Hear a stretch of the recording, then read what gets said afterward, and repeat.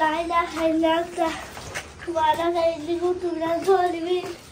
La ilaha illallah subhanaka inni kuntu minaz zalimin. La ilaha illallah subhanaka inni kuntu minaz zalimin. La ilaha illallah subhanaka inni kuntu minaz zalimin. La ilaha illallah subhanaka inni kuntu minaz zalimin. La ilaha illallah subhanaka inni kuntu minaz zalimin. La ilaha illallah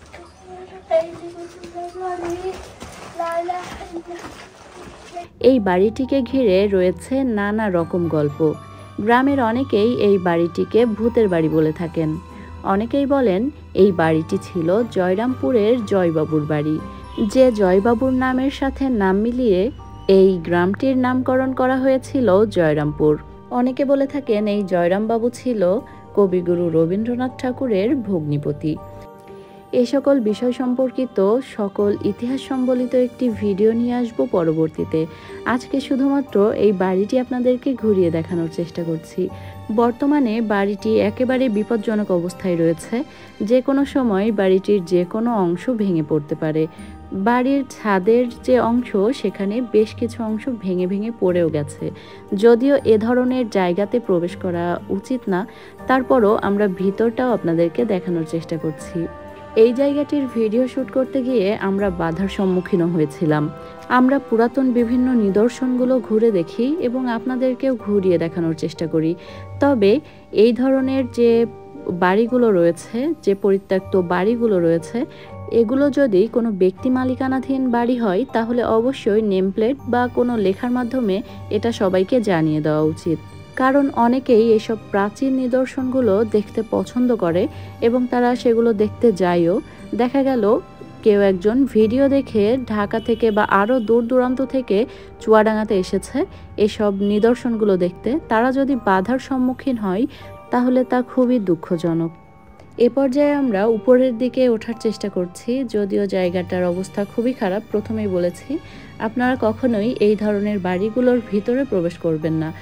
যে কোনো সময় কোনো বড় দুর্ঘটনা ঘটে যেতে পারে। তবে আমাদেরও এই জায়গাটিতে বা এই জায়গার উপরটাতে ওঠা আসলে ঠিক হয়নি। আমরা পরবর্তীতে ভেবেছিলাম যে এই কাজটা আমাদেরও ভুল হয়েছে, কারণ দুর্ঘটনা ঘটতে আসলে সময় লাগে না। আমরা এখন বাড়িটির দ্বিতীয় তলাতে রয়েছি, আর এই জায়গাটির অবস্থাও কিন্তু খুবই খারাপ। উপরের ছাদের অংশ প্রায় ভেঙে গেছে বললেই চলে। অর্ধেকের বেশি অংশই এখানে ভাঙা। তো এই জায়গাটা অনেক বেশি রিস্কি। তো আমরা এখন এই জায়গাটি থেকে আবার ছাদের দিকটাতে যাব, আর সেই দিকটাও আপনাদেরকে ঘুরিয়ে দেখানোর চেষ্টা করছি। আমরা এই বাড়িটির ইতিহাস জানার চেষ্টা করছি। আপনাদের যদি এই বাড়িটির কোনো ইতিহাস জানা থাকে তাহলে অবশ্যই আমাদেরকে কমেন্টের মাধ্যমে জানাতে পারেন।